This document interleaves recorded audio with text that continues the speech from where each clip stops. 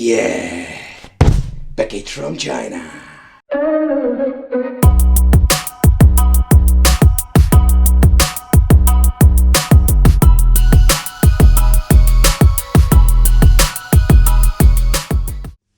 Hey, welcome back to the channel, welcome back to a new video here on the Wicked Gamer and Collector. So in this video it's time for a new portable device from my friends from China. So this one is highly requested by Tashiro, so a little shout out to you, buddy. So you spammed a lot of these links, and I think you didn't realize when you're putting a link of something, YouTube is going to block it. So keep that one in mind so you can rather send an email. But nevertheless, so I did notice his link in the spam folder. I was thinking, do you know what, let's grab it. It's not very expensive and I'm very curious what this thing is going to bring us. So for the people who are new to the channel, don't forget to subscribe to the channel, hit the little bell, because you missed out already a lot of wicked content. So these 8-bit systems come nowadays in a very nice packaging. The packaging itself is pretty basic, and as you can see over here, they even put a label on it. So okay, going to rip it off. Let's see if we can put it off. Can we see? No, yeah, maybe we can see. Oh, that's it. It's just the previous name was game. Right, let's put it back on. So this was the 801 game system, 3-inch TFT screen. And again, yes, we have 8-bit system. Oh, they love those 8-bit systems, don't they? Alright, so we're having the basic manual, or what I try to say a lot of times is basic toilet paper manual. You know. Alright, so we're having an AV out cable. This one is using the smaller barrel jack connection. For charging, we're having this old school retro USB mini. So this is what you're going to get inside the package. Yes, we're going to try it on the television and let's see how it works. But first, let's take a close look at the device itself. Alright, so let's do a little bit of an overview. So we're having a little mono speaker here. Select start. This is the reset button, the D-pad. We're having A, B, and X and Y. So basically we're having the A and B, or A and B, depends a little bit how they map it, and we're having 2 turbo buttons. Alright, at the back we can see we're having an 800 milliamp battery to give you a couple of hour playtime. Not a lot, but you can recharge it. It's basically an old school Nokia battery. At the top we're finding the USB for charging. We're having the AV out function and an off switch.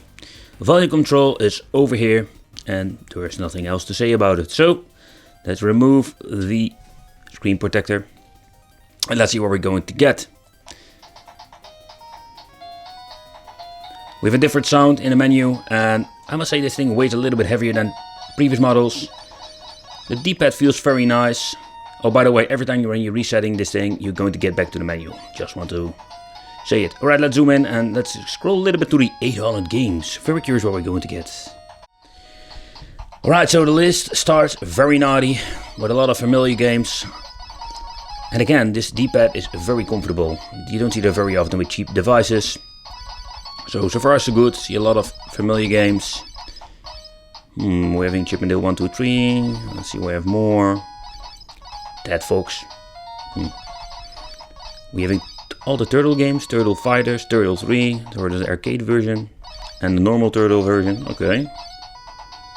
So far so good. The first couple of lists, we're getting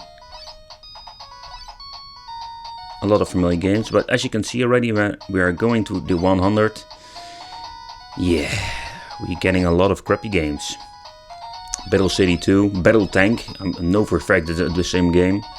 So what I did notice with this version, we're having a lot of homebrew games. We're having some double games, but there are a lot of homebrew games, a lot of weird Mario ripoffs. There is some weird shit on this thing, I can tell you that already. So, but something else, if you look at the screen, it's just basically the same screen with all the devices. And what I did notice with these 8-bit systems, some have let's say, a little bit better screen, so what you can see that the colors are very nice. Some of these cheap LCDs don't have a lot of details. For example, when you're having a picture like this, you don't see the little things on the, what do you say this? The bushes. So, it's one big, gigantic, messed up list. 800 games, more games. There's not even an alphabetic order or something like that.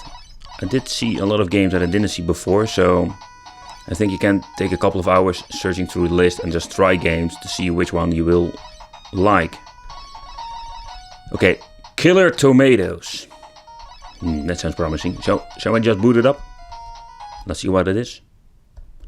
Alright.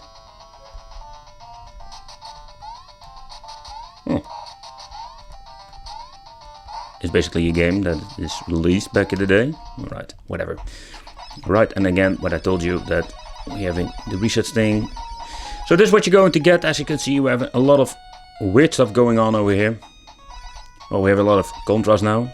Oh, we have a lot of Street Fighters. So even when I'm going back in the list, I can still discover new games. So the list, yeah, is this one better than the 168 in one? I think you need to see it like this. This thing has a shitload of games, a lot of double, but also a lot of homebrew and crappy games. Right, so this was the Mario World number 9, and what they basically did, they grabbed Adventure Island and put the Mario skin over it. Yeah, just go. It looks like shit, but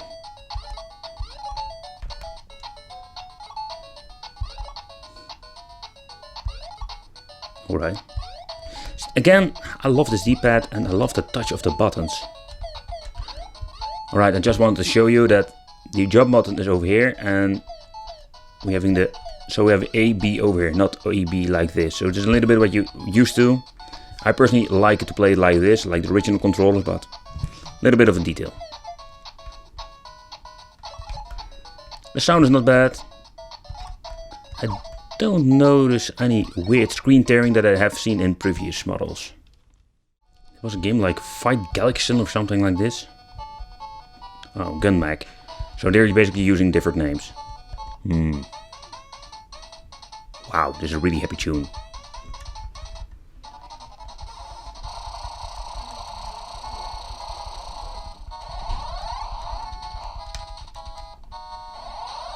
Alright, so let's see if...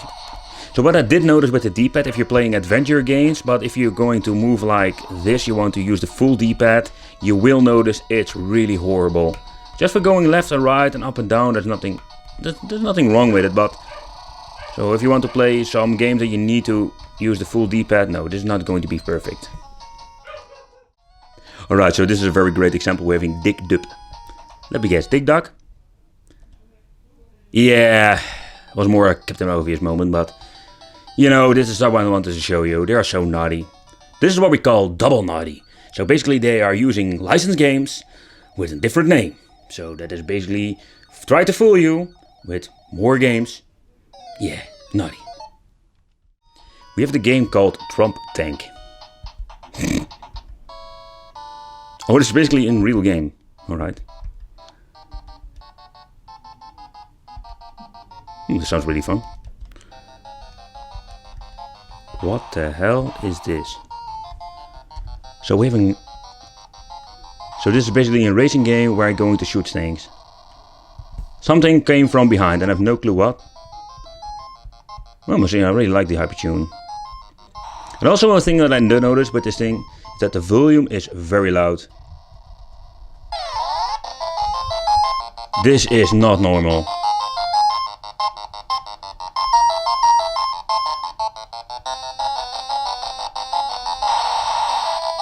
This is seriously the first handheld that has this volume. Indeed. Right, so what I did notice with this collection, even though they have a lot of crappy games, double shit and some things like that, but I really like that we have in games like Terminator. I've never seen the Terminator game on a portable device like this. I don't know if you're going to be very happy with this game, but the point is that we're having games that you don't see very often. Don't know what to do. Let me guess, I'm going to get hit with this? Oh, okay. What is that supposed to be?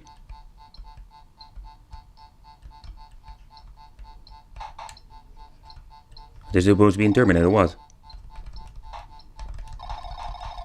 Oh, I just killed it with my gun. But again, if you're going to play adventure games, this is not going to be a big issue with the D-pad. I sent you back to the future because my name is John Connor and I'm going to shit on your head. Yes, because John Connor does that. Only in the past, because I can't do that. You know, going to do it like this. I am the Terminator from the future. Yes. Nevertheless, right, let's go. Alright, so let's try it on the television. So the first thing I did notice some interference in the speaker itself, so, and if you're moving it around, this happens, but it's not a very big problem. But in general, I really like the image quality. This is something you don't see very often with these cheap devices. Most of the time they have a pretty horrible, very horrible signal output. Alright, let's go, let's try some games again. Oh my gee, this is... See, this is exactly what I wanted to show you. The horrible games. You just hold the button and use the cursor. Time for another homebrew game. This is the Jackie Chan game with Mario Bros. In. So, but you can see there is some screen tearing going around. It's still happening. That is just a common problem with these portable devices. Alright, let's go. Alright, yeah, alright. No, that was just a problem with the game because the D-pad is working just fine now.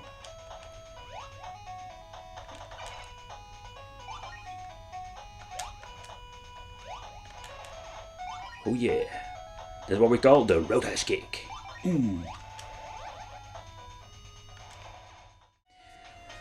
So, the games are on this, for example, UFO Race. This is a game that you can find on, let's say, Homebrew, the new generation of cheap China Famicom clones. Totally pointless. Oh yeah, let's go. I was accidentally pushing the turbo button. Yeah, whatever. And the D-pad is good enough that you can jump, because I did play it on some horrible controllers, and if you can jump, the game is pretty unplayable because you need to jump sometimes. Oh. Oh. The wicked kung fu guy. Just go down. You are going to smell my kung fu feet. Come on. So basically the power of this guy. You smell my feet and you go down. Yes. You're going to smell my feet too. Turbo smelly feet. Oh, you want to smell my feet? Oh, you want to throw a knife at me? Don't think so. Smell my feet. Alright, so what do I think of this 801 retro game system? So basically this is one big gigantic mess. But if you look at the build quality itself, it's not bad at all. It plays pretty decent for, let's say, adventure games. If you want to play shoot 'em ups, it's a no-go. It's just a no-go. I did manage to play Kung Fu game. That was not a problem. So it's not that bad. That is basically making all of the games unplayable. The top buttons are for Fun Edition. I think this thing weighs a little bit more, or just the feeling of it. The display itself is the same like all the previous models. But what I think is really cool about this 801, I just need to be positive about it. It's a one big messy list, and I think it's more like you need to see like a big adventure. Just find homebrew games, a lot of crappy games, and the list, this is what you're going to get. So yeah, well, thank you for watching. Let me know in the comment section what do you think of it, and don't forget to subscribe to the channel, hit the bell, become one of the Wicked family. And that means that I'm going to see you in the next video.